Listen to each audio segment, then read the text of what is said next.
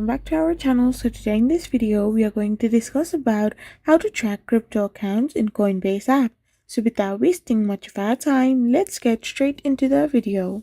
So to track crypto accounts in Coinbase app, all you gotta do is simply tap open your Coinbase app. Once you open your Coinbase, you need to simply get logged in into your account.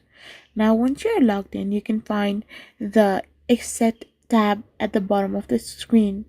So once you find the asset tab, you need to simply tap on it and simply view your total portfolio value, which is located at the top of your screen.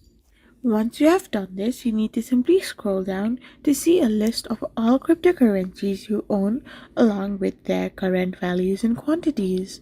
So by doing this, you can track your holdings in Coinbase.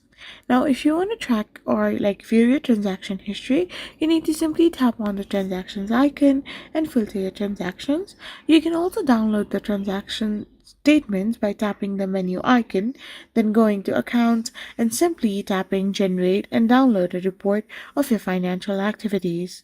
So this is how you can simply track crypto accounts in Coinbase app.